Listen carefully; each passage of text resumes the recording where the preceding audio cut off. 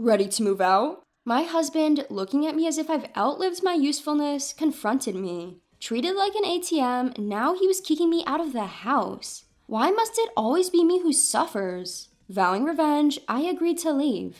But this was part of my plan to retaliate. My name is Nancy, aged 46. I work at the City Hall as a civil servant. After graduating from a community college, I have devoted myself to my job for 25 years. I got married to my husband, Bob, when I was 25. We had a shotgun wedding and had a boy the next year. Our son is now a college student. He moved out to attend a local university. To be honest, our marital relationship is not so good. Our relationship has gotten even colder since our son left. We hardly have any conversation. Worse, Bob's dominance has become unbearable like when we were newlywed. Seems like he had suppressed his nature when our son was born, but now it's resurfacing. His complaints about the dinner I prepare painstakingly, "It lacks flavor, remake it," are a daily occurrence. No matter how carefully I do the laundry and cleaning, Bob's nagging is endless. "Can't even handle the housework with a community college degree. Why did I even marry such a stupid woman?"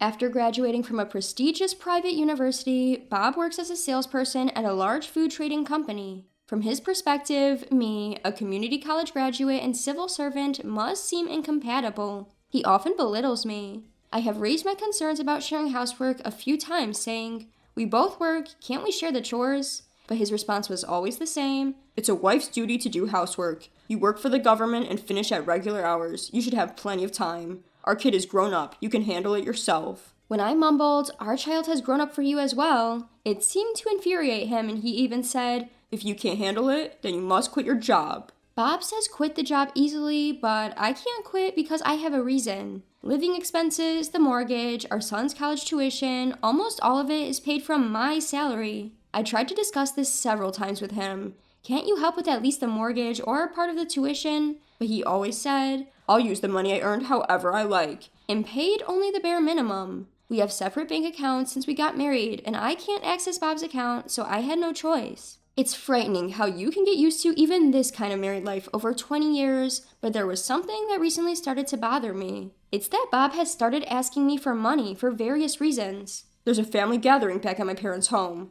"So what's the big deal?" "Well, they're asking for spending some money for the nieces and nephews. I need you to cough up around $100.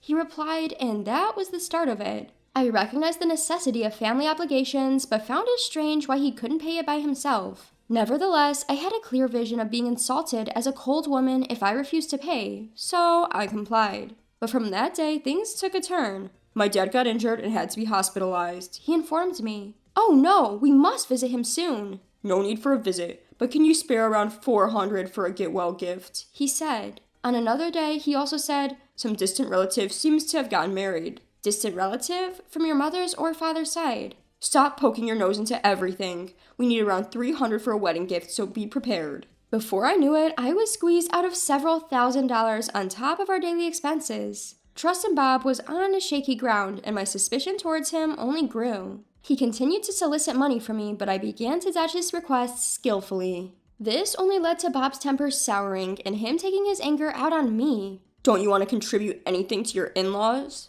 He raged whenever our paths crossed. I wondered why I had to endure all this. Sometimes I was on the brink of tears. Around the same time, I also started noticing Bob coming home late. Some days he'd return with a suspicious smell of perfume, and I even found a woman's earring in his shirt pocket. The word infidelity was looming in my mind. "You're coming home late. Are you busy with work?" "I'm not like you. I have to entertain clients and stuff. Must be nice to have a cushy government job." It felt like he was belittling the work I took pride in. "You just sit in front of a computer all day. Can't even say if that's work." He laughed scornfully. "Don't belittle me." There were times when I raised my voice without thinking. Our arguments became more frequent. I couldn't understand why he had to go this far. Despite me handling most of the expenses every month, I missed the old days. He used to be such a kind man. I can no longer remember what attracted me to my husband, Bob, and why I married him. Then there came that day. My dreadful hunch turned out to be precisely accurate. It was an unusual day when Bob got home early. "You're home earlier than usual today." "I've got something to discuss." "Discuss?" I asked, confused. Suddenly, Bob bluntly said, "Get out of this house."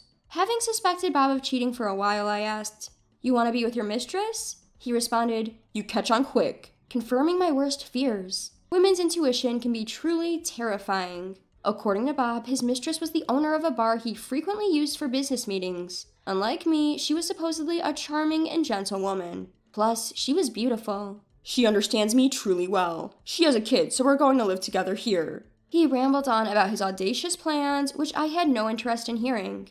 I told Bob, "Give me one night to think," then retreated to our room. Behind my back, he coldly said, "Get out as soon as you can." After treating me like an ATM, now he wanted to kick me out of the house? The money he'd squeezed out of me must have gone to his mistress. The late nights at work for business meetings were probably lies. He might have been meeting his mistress after those meetings. Why do I have to suffer like this? Furious at Bob's lazy and unjust behavior, I decided to take action. The next morning, Bob asked with a snide tone, "Are you ready to move out?" I replied coolly, "I'll leave today." Seeing my refreshing attitude, Bob looked surprised but said happily, "Finally, I can escape this dull life. Having a beautiful woman in the house, even if it's just a place to sleep, is definitely better.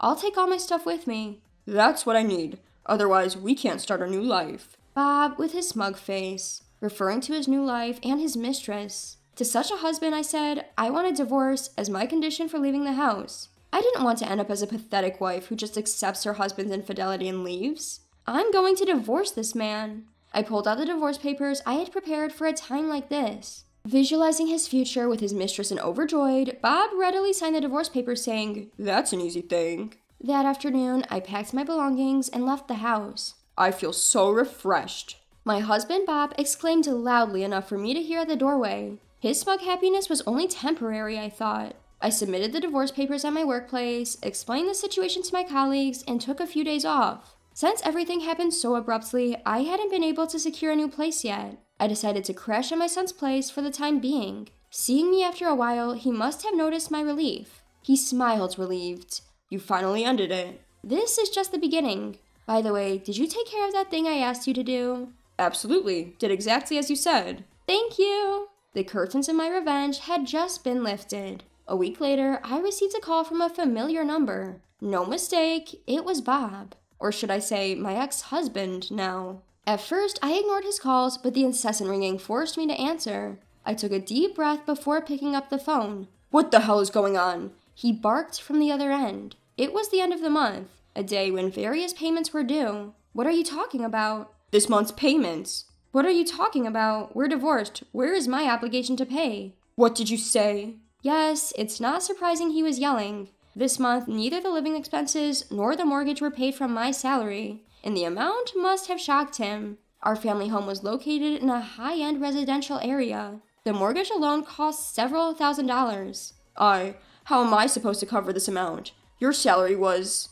Bob's voice sounded incredulous. I decided to explain everything from scratch. "We've been living separately under the same roof for a while, so I didn't feel the need to tell you. I've been promoted to director after my work was recognized." "Director? Not a manager? Since when?" "Since our son started high school, I believe. My salary is probably double more than yours." "What?" Bob seemed flabbergasted with each revelation. "Something else I didn't tell you. I've been reinvesting money for our son's education since he was born. I now have a few $100,000 in assets. Thankfully, we kept separate bank accounts since we were married, so you didn't know anything about the money." "Impossible. How could..." I continued with my explanation. I had planned to divorce him sooner, but it was beneficial to keep him as a handy ATM machine. I managed to get him to agree to the divorce willingly. I pretended to be a docile woman who depended on him for money. I told our son well in advance that we were planning to divorce and suggested he go to a local university. Everything was part of my plan. After I finished speaking, Bob was speechless. "How does it feel to be countered by your wife, who you've looked down upon because she only graduated from a community college and worked a cushy government job?" He probably never thought I'd be this forthcoming. He was at a loss for words. Isn't it strange that he never questioned how we maintained a middle-class lifestyle and beyond? Of course, since we're divorced, I have no obligation to pay anything that I used to, including this month's payments. Isn't the condo in your name? Shouldn't you be the one to pay the mortgage? "Where are you?" "What?" "I'll come to get you. Tell me where you are." Bob managed to utter. "They told me at work that you were taking a few days off, but they don't know where you are. How am I supposed to live now?" He mumbled. That's no surprise since I've gone into hiding with the help of my workplace and our son. Of course, I also enlisted the help of my parents and relatives. Thanks to that, Bob seems to be at his wit's end. Why don't you work and earn your own money? Of course you won't be able to live as comfortably as before with your debt, I said coldly, and I could tell Bob was taken aback. How do you know that? Simple, just hire a private investigator. It's a surefire way. It turns out that my ex-husband Bob was squandering most of his salary on gambling. As a result of his debts, he had been paying them with the money I was providing for our monthly living expenses. Are you insane, Bob, giving money to your mistress on top of everything else? One day, I'll throw your words back at you. Why did I marry such a fool? I retorted mercilessly, leaving Bob breathless and silent again. After a while, Bob suddenly softened his voice. I admit I was wrong. Can't you come back to me? I was totally wrong. Please tell me your address. I want to apologize in person. He kept throwing out lies just to keep me on the line. Seemingly, he hadn't learned his lesson yet, so I decided to reveal 2 more truths to Bob. By the way, have you checked your mailbox? Why are you asking all of a sudden? Haven't seen it yet, huh? You should have received a bill for alimony. Bob may not realize this, but I never said anything about an amicable divorce. He was the one who committed adultery. Obviously, I have the right to demand alimony from him. But even at this point, Bob insisted, I've never said I cheated on you. Having anticipated this, I told him, the bill for your alimony is accompanied by a report of your adultery investigation and evidence photos. Actually, most of the content of this report is thanks to the efforts of our son, not the private investigator. One day when I visited our son John, Mom, I have this. What is it, John? What John slowly pulled out was a photograph capturing Bob in the act of cheating. You didn't divorce because of me, right? I couldn't do anything until now, I'm sorry. Don't worry about it, John. I wanted to be of some help. According to John, he had been running around collecting evidence during his spare time from school and work. He made the effort even though he lives quite far away from our home and had to spend his valuable days off. I couldn't waste the evidence that John had worked so hard to gather. Knowing Bob, he'd surely try to wiggle his way out of this, so I had prepared thoroughly. There's one more thing. What more could there be? Have we received any notification from our son's university yet? What kind of notification are you talking about? About the tuition fee withdrawal. What?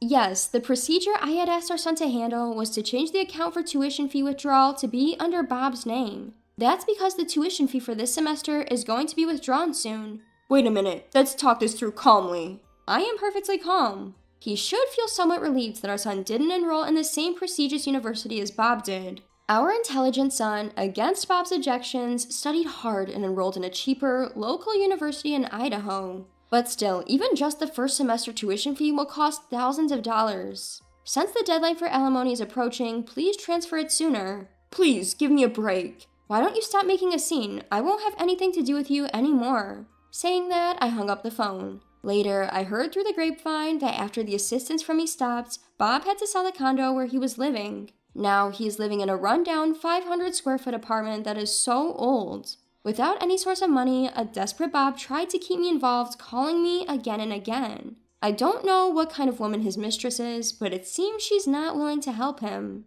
I heard later that apparently his mistress had even left him alone. I had a private detective track his mistress too. And to my surprise, it turned out that the mistress didn't have any children. Bob was the only one serious about it. It seems he was completely taken for a ride. Having used me like an ATM and kicked me out of the house, I would like him to reflect on his actions thoroughly. Apparently, Bob, unable to manage with his own debt and the alimony he owes me, turned to his parents, but they didn't forgive him for the terrible things he did to me and turned him away. Having been disowned by his parents, Bob now has no one to rely on and is said to be lost. As for me, I have been finally liberated from all the trouble and am living a leisurely life. With the assets gained from investments and the alimony from Bob, I bought a newly built condo. On the weekends, our son comes to visit and we have tea and study together. Surprisingly, it turns out his dream is to become a public servant just like me. He's studying hard, taking my advice for the National Civil Service exam. Seeing this makes me very happy. I returned to my workplace and distributed sweets to my boss and colleagues who had supported me. What I have realized again through this experience is that if you work hard with sincerity, you will definitely be rewarded. I intend to keep this in mind and continue living.